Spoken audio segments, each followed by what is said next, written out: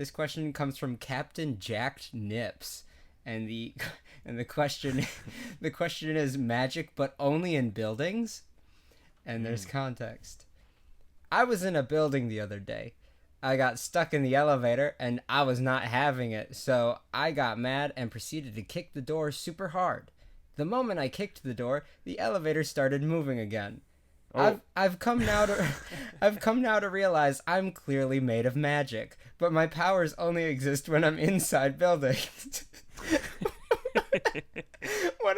What are the biggest pros and cons to my newfound curse? What are the biggest pros and cons to your newfound curse? I mean, here's the thing. If you ever get called a witch or a heretic or something like that, you can say, okay, take me outside and prove it to me. Yeah, exactly. Like, you can't prove that I'm magic. Take me outside, tell me to do something, just in an outdoor location. Yeah, I was going to say, it'd suck as if they're like, hey, we're putting you on trial, and you're like, whatever, big deal. And they say inside, and you say, oh, no. Yeah, pro. If you get thrown in prison for doing magic, we know you can get out. I'm sorry we're back here, but you can get yourself out. You do have magic. For anybody that hasn't listened to the show before, we once had a question that led to us talking about a prison full of magicians. And all trying to prove that they can all get out and just trying to get thrown back in jail. Yeah. And now you can show off your skills there because you know that very specifically you're great at what you do while you're inside.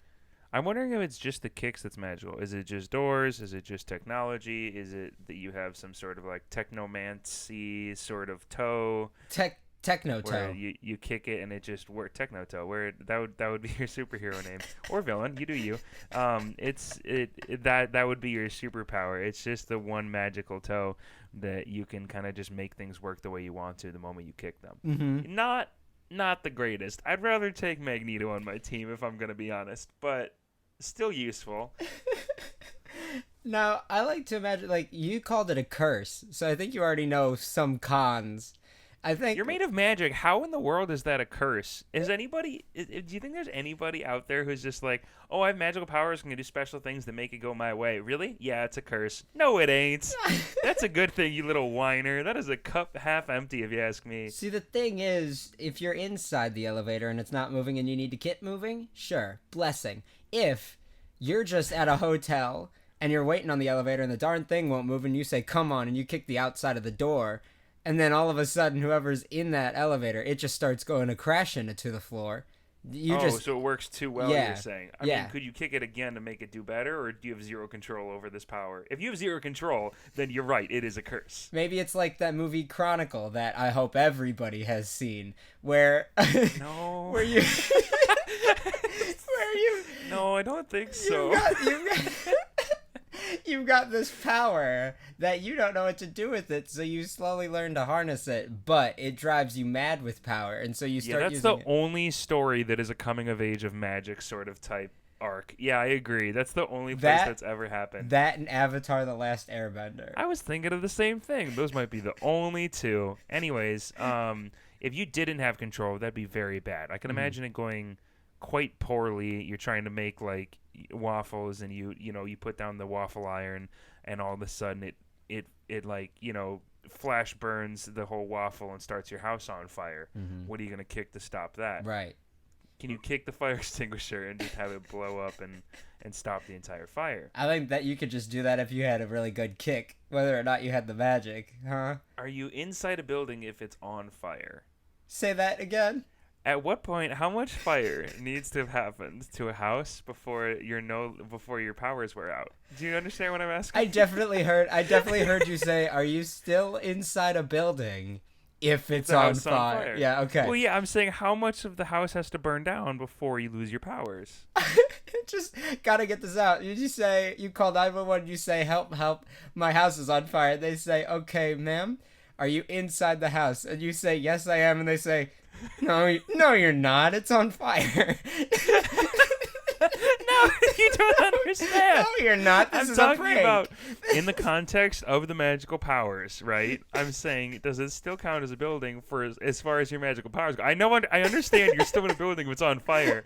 You can't call and say, I'm in a building that's on fire and say, no, you're not. It's on fire. I understand. That doesn't make sense. But...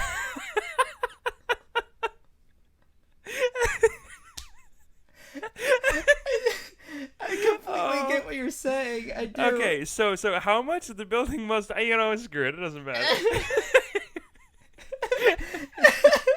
I think the whole point being necessarily whether or not you still had magic powers and the building was on fire. You are not flame retardant, so you'll probably die before your powers wear off is the answer. So, blessing, pros and cons to your curse or whatnot. If the building sets on fire while you're in the elevator the next time and the elevator stops, I don't think your powers are going to get you out of that sticky situation.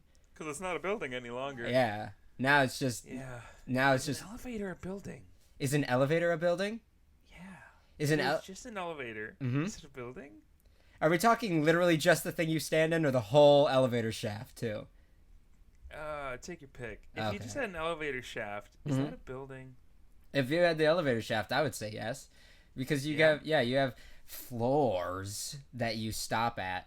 And then whether it's the first, second, third, or fourth, whatever, you can walk out and fall to the ground outside because there's nothing but an elevator shaft.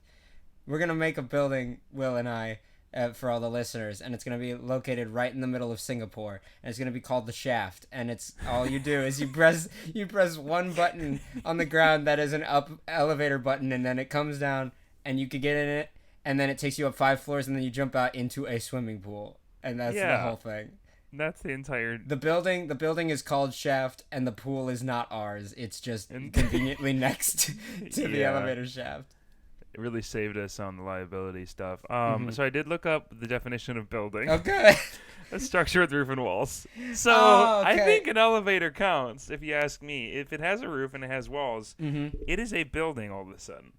So even if the rest of the building burnt down, you would still have your powers. Question answered. Yeah. You're welcome. Okay. So you're saying even if the building itself lost the roof, considering that the elevator still has its roof, you're fine.